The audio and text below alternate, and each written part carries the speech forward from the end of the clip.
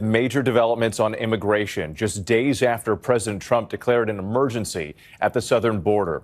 A military buildup underway. The first of some 1,500 active duty troops have arrived. Marines from Camp Pendleton arriving with heavy equipment and Osprey aircraft. And for the first time, military planes are making deportation flights. This C-17 at Fort Bliss, Texas. Migrants in restraint seen boarding a flight to Guatemala.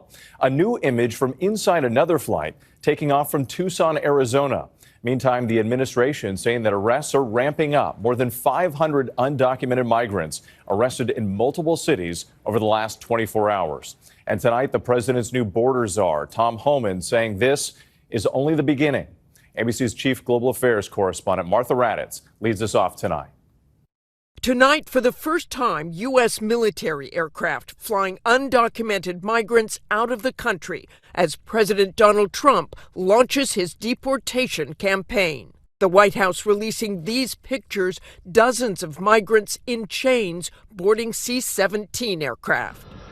The flights landing in Guatemala carrying roughly 160 people, men and women. Deportation's going very well. Today, the Trump administration's new border czar, Tom Homan, telling me it's only the beginning. Is that going to be a constant commitment from the U.S. military every single day to take deportees out? Yes.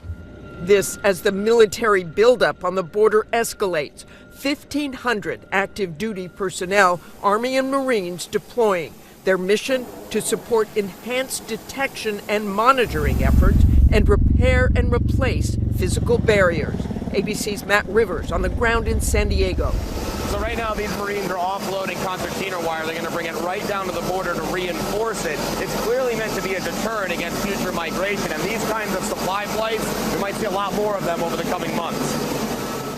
Far from the border, ICE raids and arrests in cities across the country in the days since the president was sworn in, some of them likely long planned, but a clear sign of what's to come. Boston, New York, and Newark, New Jersey. Newark's mayor saying agents raided a small business without a warrant, detaining American citizens in the process. People were fingerprinted. Pictures of their IDs and face were taken there. When I got this information, I was appalled. The Trump administration releasing numbers showing 538 arrests over the past 24 hours. The White House saying they're initially targeting undocumented immigrants who have committed violent crimes. But Homan acknowledges not everyone swept up in the raids fits that profile. And he has a stark warning to anyone who's in the country illegally. So is this what we will see every single day, ending in what the president has promised is millions and millions being deported? Yes, but you're going to see the numbers steadily increase, the number of arrests nationwide as we open up the aperture. Right now it's concentrating public safety threats, national security threats. That's a smaller population. So after you do that, then you go after everybody who is there illegally.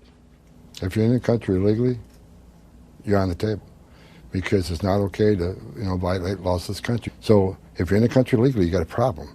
And that's why I'm hoping those who are in the country illegally who have not been ordered removed by the federal judge should leave. Homan was very clear that those committing violent crimes will be deported first and acknowledges that the show of force, these strong warnings to all undocumented immigrants, are meant to send a message that they should self-deport, since it would take a very long time and massive amounts of manpower and money to deport an estimated 11 million undocumented immigrants.